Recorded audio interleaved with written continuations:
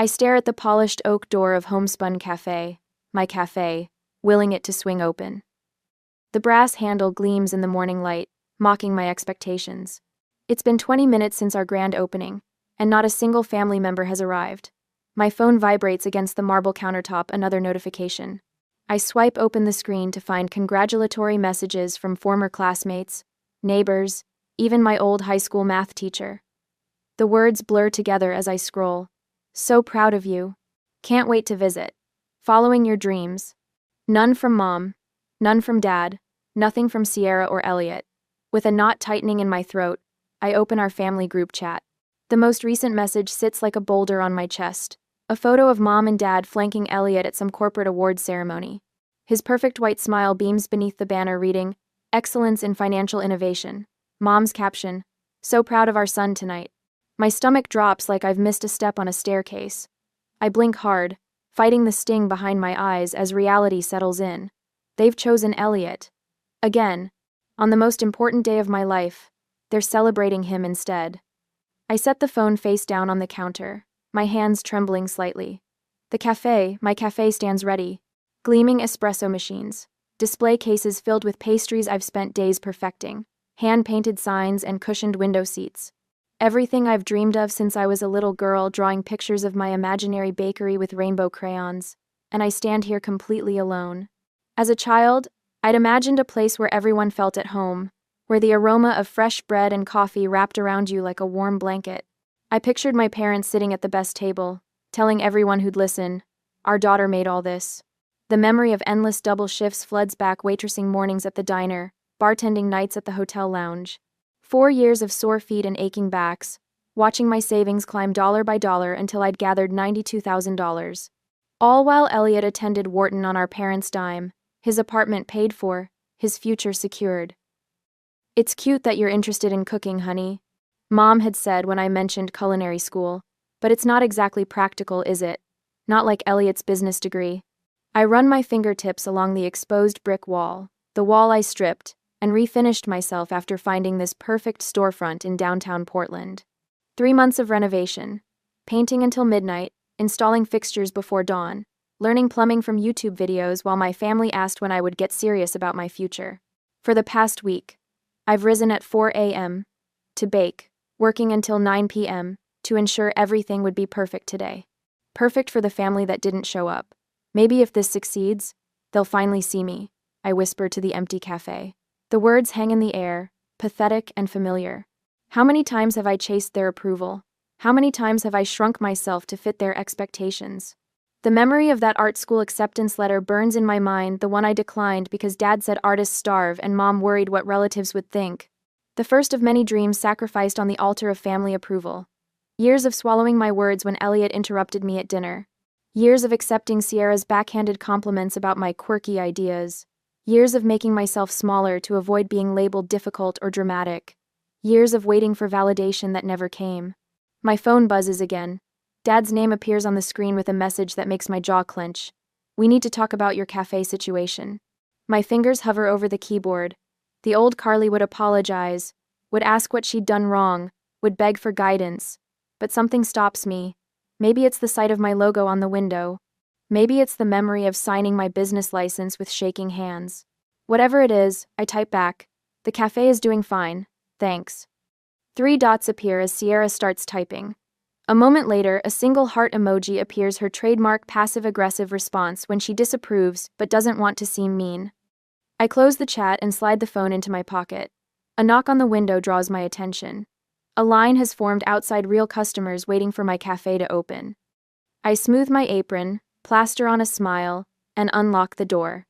"Welcome to Homespun," I say, holding the door wide as they stream in, oohing and aahing over the display cases. "These croissants look amazing. Did you make all these yourself?" The atmosphere in here is perfect. The praise washes over me as I pour coffees and box pastries, basking in the appreciation of strangers while my family's absence echoes in the background. "Everything okay, boss?" Rachel, my barista, asks during a brief lull. She catches me staring at my phone again, checking for messages that aren't there.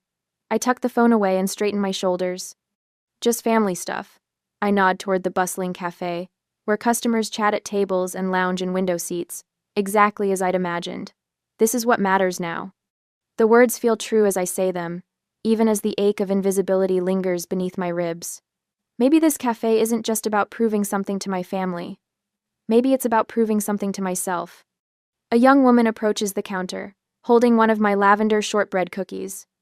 "This is the best thing I've eaten in months," she tells me, eyes wide with delight. "I'll definitely be back tomorrow." I smile at her, genuine this time. "I'll be here, I promise. Every day." On Sunday, 3 weeks later, the familiar scent of Mom's potpourri hits me as I step through the front door of my childhood home. My stomach tightens, the way it always does before these family talks. I'm not fooled by the invitation to Sunday dinner. The text message from Dad made it clear this would be about discussing your business venture. There she is. Elliot's voice booms from the living room. My brother lounges in Dad's leather armchair, one ankle crossed over his knee, designer watch glinting as he raises his whiskey in mock salute. "How's life in the cupcake world?" I force a smile, ignoring the diminutive description of my cafe. "Homespun is doing well, actually. We had lines out the door this weekend." "That's nice, honey." Mom emerges from the kitchen, wiping her hands on her apron. Her smile doesn't quite reach her eyes. "Your father wants to talk to you in his study before dinner." Of course he does. The study is where serious family business happens, where Elliot received praise for his Wharton acceptance, where Sierra announced her promotion to digital marketing director. Never where I've received anything but concern and correction. Dad sits behind his mahogany desk, reading glasses perched on the bridge of his nose. The Forbes magazine on his blotter is folded open to a specific article, which he slides toward me without looking up. 80% of cafes fail within 3 years. I read aloud, my voice flat. "Richard," Mom says softly from the doorway, "let's at least let her eat something first." "This can't wait, Lillian." Dad removes his glasses, fixing me with the stern gaze that once made me confess to borrowing his car at 16. "Your mother and I have been discussing your situation." "My situation?" Heat creeps up my neck. "You mean my business? The one that's been open for 3 weeks and is already exceeding projections?" "Projections you made," Sierra chimes in, leaning against the doorframe beside Mom, without any real business experience. I turn to face my sister. At 33, she's the spitting image of Mom, same honey, blonde hair, same delicate features, but with Dad's unflinching certainty. I did market research. I took business classes at the community college. "Community college?" Elliot snorts, appearing behind Sierra with a fresh drink. "That's adorable." "You're creative, honey," Mom says, her tone softer but no less patronizing. "That's a wonderful gift, but you're not practical. You never have been." "You've invested your entire savings into this venture," Dad continues, tapping the Forbes article, "without consulting anyone who actually understands business." "I consulted plenty of people," I protest. "Professional bakers, cafe owners." Other dreamers Dad dismisses with a wave. Not financial advisors, not business strategists. "Which is why we have a proposal." Elliot steps forward, setting down his glass on Dad's desk. "I'll oversee the financials. I have experience turning around failing businesses." "Failing?" My voice cracks. "Homespun isn't failing." "Not yet," Sierra mutters, examining her manicure. "As a consultant, I normally charge for this service," Elliot continues as if I hadn't spoken. "But as family, I'm offering to help pro bono. All you need to do is add me to your business account so I can monitor cash flow and make necessary adjustments." The room seems to shrink around me. "You want access to my business account?" The very thought makes my hands go cold. Years of double shifts, of coming home with feet so sore I cried in the shower, of counting every penny and they want to hand control to Elliot. "It's for your own good," Mom says, reaching for my hand. I pull away. "We're trying to help," Dad says, his tone hardening. "Before you lose everything."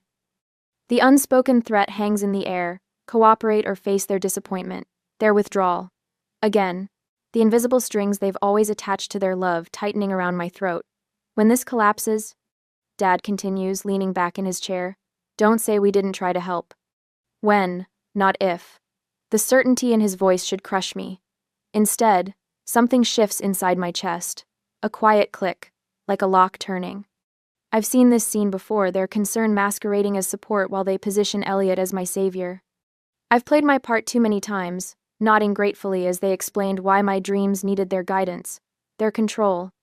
But looking at them now, Dad's stern disapproval, Mom's worried resignation, Sierra's smug superiority, Elliot's confident smile, I realize they've never actually believed in me, not once. Their help has always been about control, never support. I don't need to argue.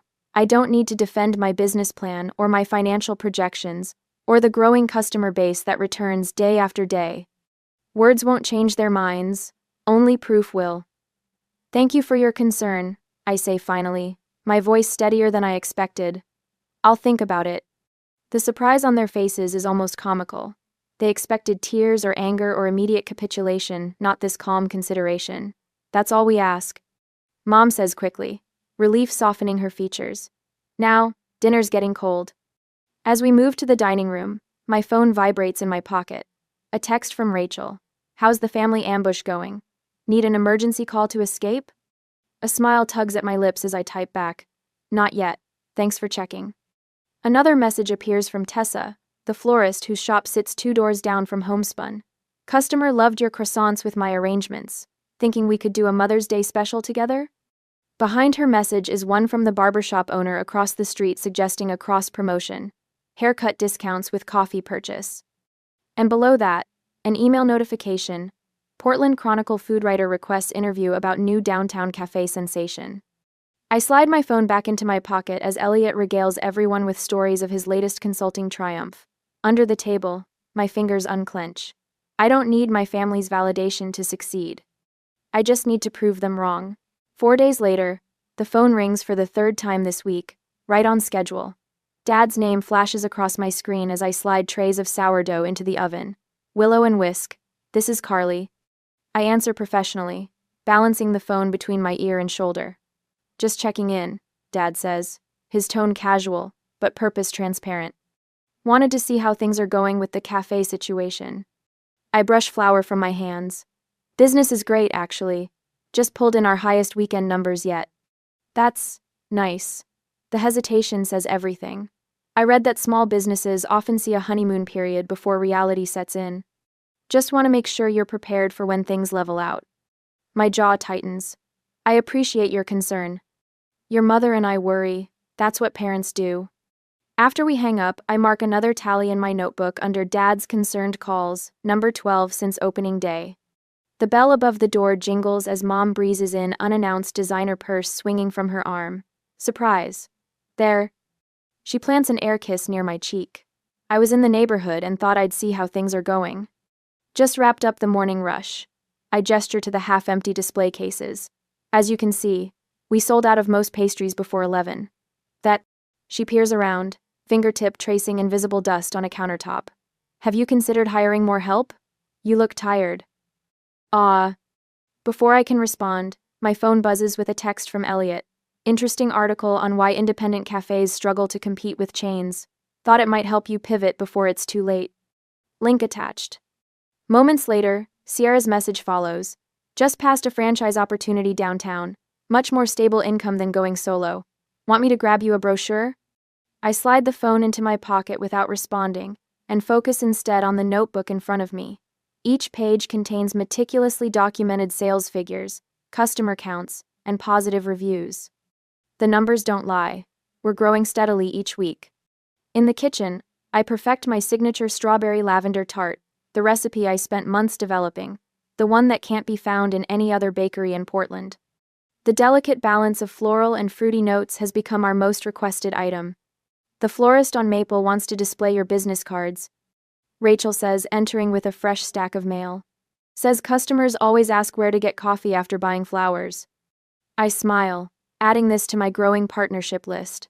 The local bookstore already offers a discount to anyone with a Willow and Whisk receipt, and we return the favor. The vintage clothing boutique displays our pastries during their weekend fashion shows. The neighborhood brewery features our coffee in their morning hours. Speaking of partnerships, Rachel continues, that Instagram post of your cinnamon rolls got over 200 likes overnight. The food photographer you hired really knows her angles. I check the account on my break. Our follower count has tripled since I invested in professional food photography. Each image showcases not just the food, but the warm, inviting atmosphere of Willow and whisk, the hand-painted mugs, the reclaimed wood tables, the window seats where regulars settle in with books for hours. The community tasting day flyers sit ready by the register, announcing this weekend's event. 5 new experimental pastries, limited quantities, first come, first served. The local food blogger who promised to attend has 8,000 followers. Friday morning brings the usual rush of commuters, the line stretching out the door. I'm balancing 3 drink orders when I spot Elliot striding through the entrance, his tailored suit out of place among the casual customers. Busy morning? He raises an eyebrow, assessing the crowd. The usual. I hand a latte to a regular who smiles gratefully. Elliot settles at the counter, briefcase open. Thought I'd stop by and look at your books while you handle things, give you some professional insight. The cafe hums with conversation. 3 college students debate philosophy in the corner. A writer types furiously at her laptop. An elderly couple shares a scone, holding hands across the table. I'm handling my finances just fine, I say, voice steady despite the flash of irritation. Come on, Carly. He lowers his voice. We both know hobby businesses need proper oversight. Let me help before you get in over your head. The words hit their target with precision. I set down the pitcher I'm holding and look him directly in the eye. This isn't a hobby, Elliot. It's a business. My business. And right now, I have paying customers to serve. I gesture toward the door. His expression hardens as he recognizes the dismissal. The bell jingles his exit. Everything okay? Rachel approaches, concern evident in her furrowed brow. Just family being family. I straighten my shoulders and return to the espresso machine. She squeezes my arm. For what it's worth, I'd choose your coffee over any chain in Portland. We all would. She nods toward the regulars who've witnessed the exchange.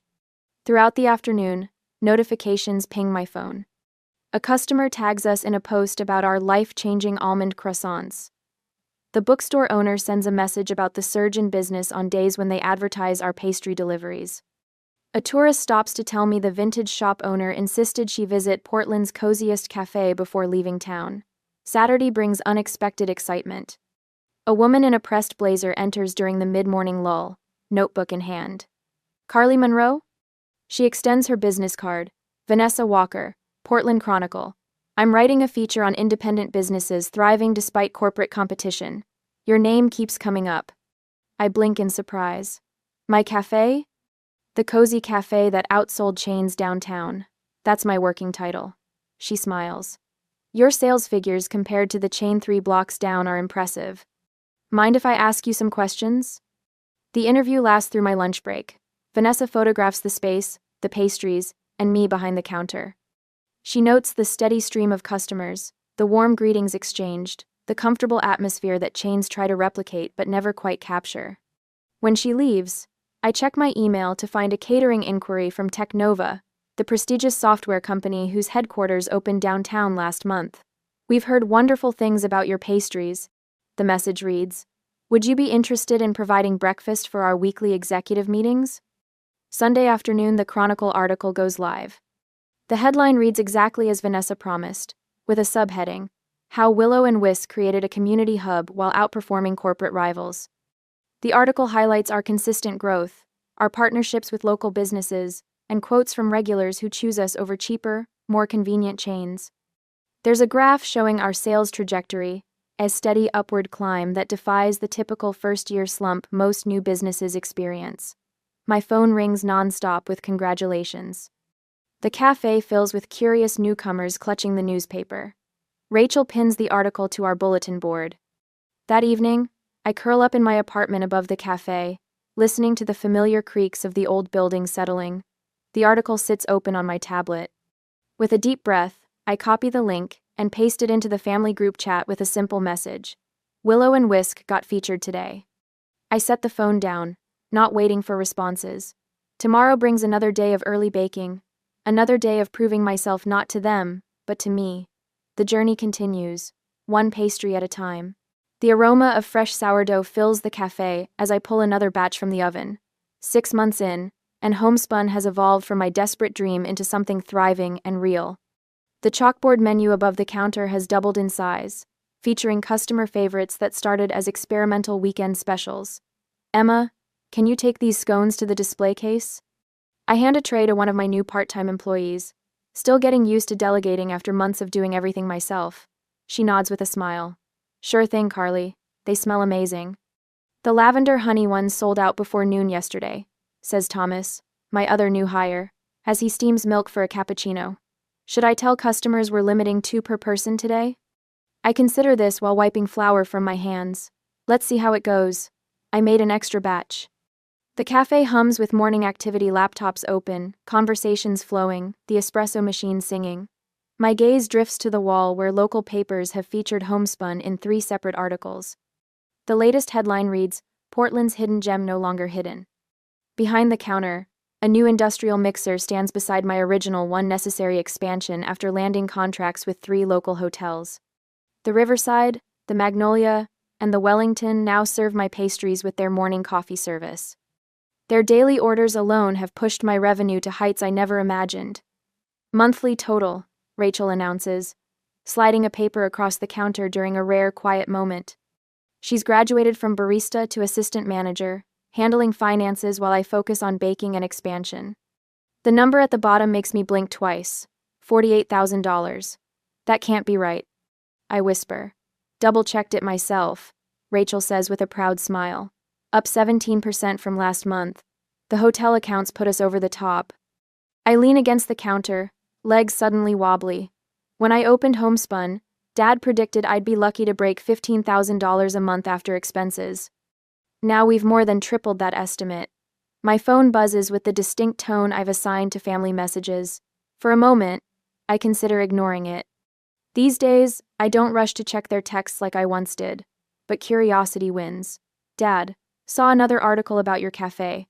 Remember, a flash in the pan isn't success. My heart sinks slightly, but not like before. The words don't cut as deeply now. I scroll down to see Elliot has chimed in. Elliot, popularity isn't profit, Carly. How are your margins looking? Then Sierra, you've had such lucky timing with that location. Hope it lasts. Mom completes the quartet. Honey, we're just worried you're working too hard on something temporary. Don't burn yourself out. 6 months ago, these messages would have launched me into a spiral of defensive explanations and desperate proof offering. I would have typed paragraph-long responses with attached spreadsheets and business projections, begging for validation. Today, I simply type, M&O, monthly revenue just hit $48,000. We're expanding wholesale to 3 hotels. If you're interested in seeing the operation, we're hosting a community tasting day next Saturday. All welcome. I pocket my phone without waiting for responses. The kitchen timer beeps, calling me back to what actually matters. Later that evening, I sit in Dr. Winter's office for my bi-weekly therapy session. The soft leather chair cradles me as I describe the family texts. Notice anything about your reaction this time? She asks, her silver-framed glasses reflecting the warm lamplight. I didn't feel the need to prove anything. I realize aloud. I just stated facts. She nods. That's significant progress. What's changed? I consider this, tracing patterns in the carpet with my eyes. I think I finally see the pattern. No matter what I achieve, they minimize it. If I make $15,000, they'll say, it's not $30,000. If I make $48,000, they'll say it's just luck or temporary. And what does that tell you? Dr. Winters asks. That it's not about me. The realization settles in my chest, heavy but somehow freeing. It's about their insecurity. Or maybe their fixed idea of who I am in the family system. The screw-up, the dreamer, the impractical one. Which means I'll never get the validation I've been seeking, I say. The truth of it, both painful and liberating. They can't give what they don't have. She smiles gently. So where does that leave you? I think about the woman who came back 3 times last week for my cardamom coffee cake. About the hotel manager who called my pastries the highlight of guests' mornings. About Emma and Thomas choosing to work at Homespun when they had other offers. It leaves me, creating, instead of proving. I say finally, building something that fulfills me rather than chasing approval I'll never get. The weight that lifts from my shoulders nearly makes me float out of the chair. Saturday arrives with perfect weather for the community tasting day.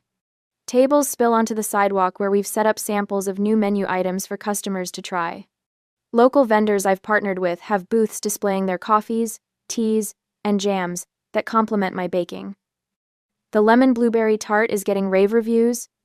Emma reports, refilling a sample tray. And those journalists from Food Portland want to speak with you when you have a minute. I'm about to head their way, when a familiar silver SUV parks across the street.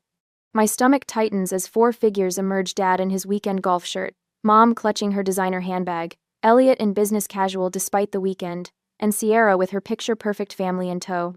They weren't supposed to come. I invited them as a courtesy, never expecting them to show up. Rachel notices my expression. Family? She asks knowingly. I nod, straightening my homespun apron. This should be interesting. They move through the event like visiting dignitaries, examining everything with critical eyes. I greet them with professional courtesy, then excuse myself to speak with the journalists.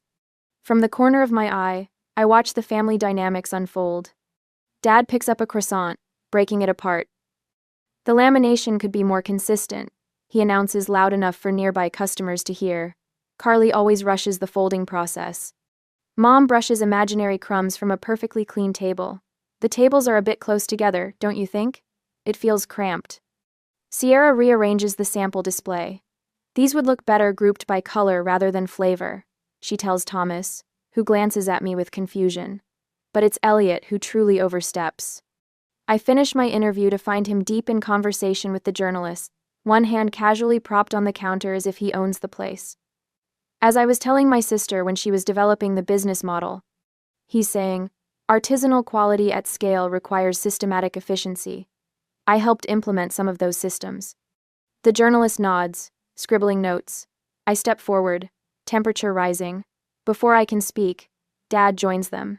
The initial investment was substantial, he tells the reporter with a knowing nod. Sometimes these creative types need a little financial backing from family to get started. The lie hangs in the air between us. Every penny that built Homespun came from my savings, my sweat, my sleepless nights. For a brief moment, the old Carly resurfaces, the one desperate for approval, afraid to correct her family, willing to shrink herself to keep peace. But then I look around at what I've built, at the community enjoying my food, at the employees who depend on me. I step forward, not with anger or defensiveness, but with quiet certainty. The journalist turned toward me, and in that moment, I realize I don't need to fight or defend. My success speaks for itself. Thank you all for coming, I say to my family, loud enough for the reporters to hear. It means a lot that you could see what I've built completely from scratch. The emphasis isn't lost on anyone. Dad's expression tightens, Elliot shifts uncomfortably, and Mom suddenly finds her purse fascinating. But for the first time, their discomfort isn't mine to fix. I turn to the journalists with a smile. Now, you were asking about our expansion plans? As I lead the reporters away, I feel something settle within me, not triumph or vindication, but something quieter and more lasting: freedom. A week after the gathering, the text message arrives while I'm arranging pastries in the display case. Family dinner tonight. We need to discuss the cafe's future. My father's name glows on the screen, the words deceptively casual, as if we regularly gather for meals and conversation. I stare at my phone, thumb hovering over the keyboard. It's been weeks since the awkward silence that followed my soft no to their offer of help. Weeks of record sales and glowing reviews they've pretended not to notice. Everything okay? Rachel asks, peering over my shoulder. Family dinner invitation, I say, setting the phone aside. To discuss my future, apparently. She snorts. You mean the future of your wildly successful business they didn't believe in? I smile despite the knot forming in my stomach. Exactly that one. Later, I sit at my parents' mahogany dining table, the same table where my business ideas were once dismissed as cute little projects. My mother serves her signature pot roast while my father clears his throat. Importantly, Carly, he begins, using his boardroom voice, your mother and I have been talking. Now that the cafe has proven viable, I'd like to officially invest. I take a small bite of roast, giving myself time to respond. Invest? That's unexpected. He leans forward, excitement building. I've drawn up plans for expansion. We could turn Homespun into a franchise. Elliot could handle the business side, of course. Elliot nods, already reaching for his portfolio. I've outlined a 5-year growth strategy. You'd need minimal capital if we leverage your current assets correctly. I could professionalize your social media, Sierra chimes in, scrolling through her phone. Your current aesthetic is charming, but lacks cohesion. My mother places her hand over mine. Think about it, sweetie. A real family business. Wouldn't that be wonderful? All of us working together? The pressure builds around me like rising water. I recognize this strategy, the coordinated approach, coming at me from all sides until I'm too overwhelmed to resist. This could strengthen our family bonds. My mother continues, voice soft with practiced sincerity. You've been so independent lately.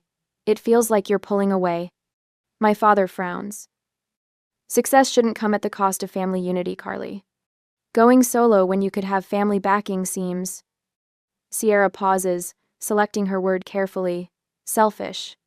The implied threat hangs in the air. Refuse partnership, lose emotional connection.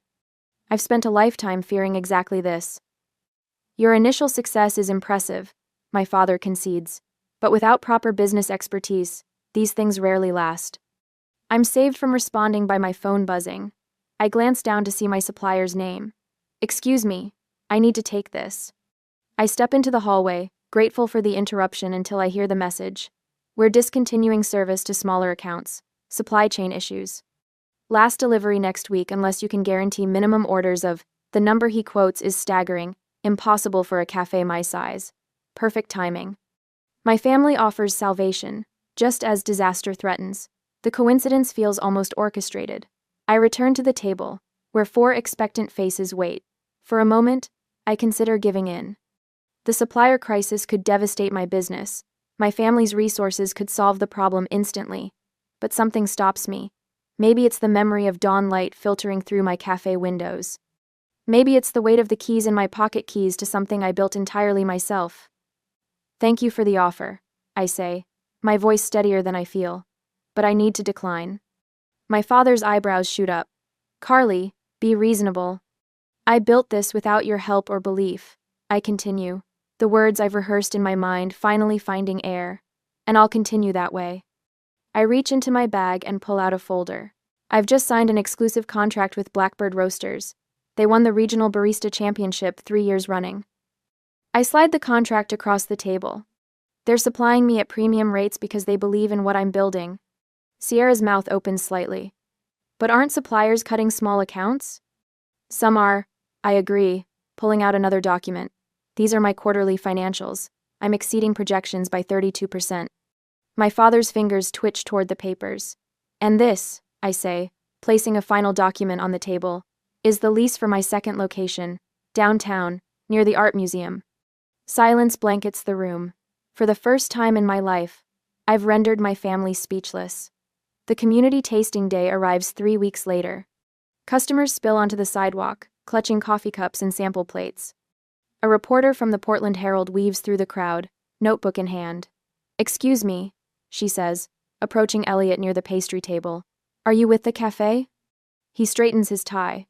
I'm Elliot Monroe. Oh. Her eyes light with recognition.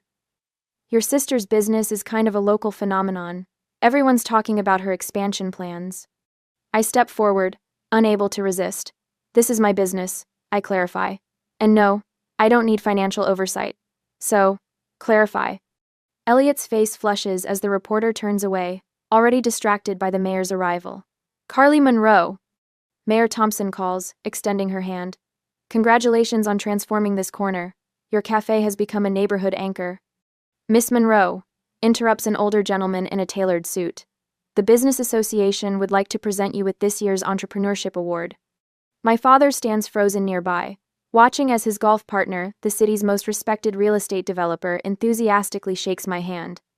Your customer retention strategies are remarkable, whispers the owner of a competing coffee shop. Would you consider sharing your approach at our next industry meeting? The owner of the bookstore next door squeezes my arm. My foot traffic has doubled since you opened. Thank you. I feel dizzy with vindication as the evidence mounts. My hobby has revitalized an entire block. The shift in power becomes palpable as my family witnesses my triumph. Elliot stands taller, no longer the only successful child, uncertainty flickering across his face.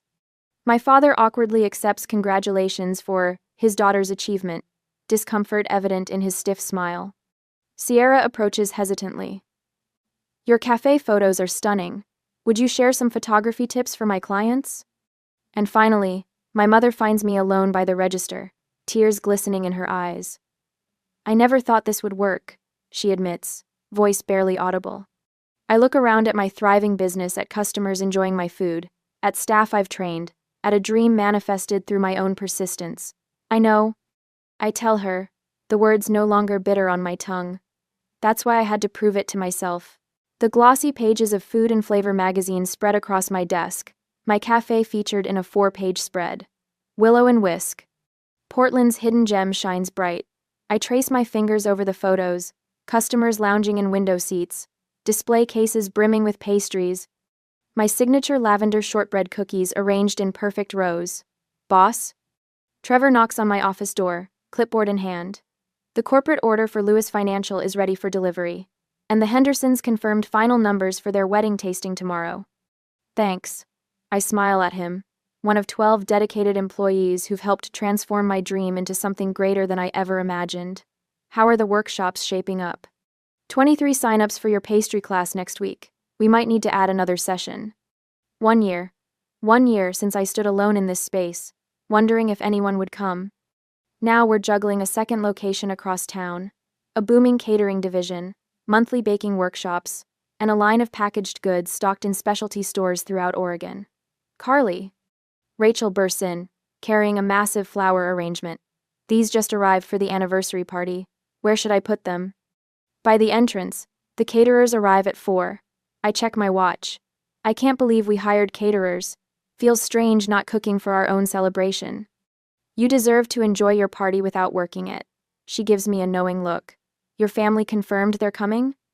I nod, my stomach no longer dropping at the question. All of them. The cafe transforms throughout the afternoon, twinkling lights, champagne flutes, framed photographs chronicling our journey.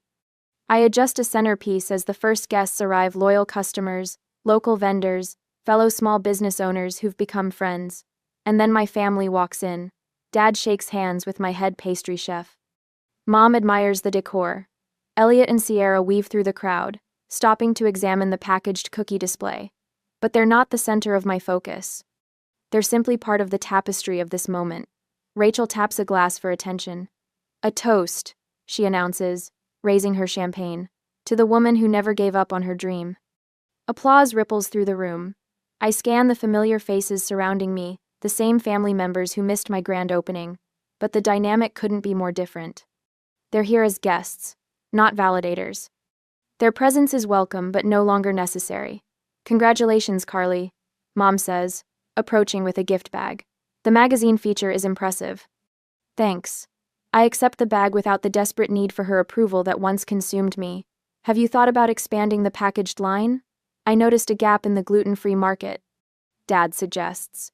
A year ago, this comment would have triggered anxiety, made me question every business decision. Now I simply nod.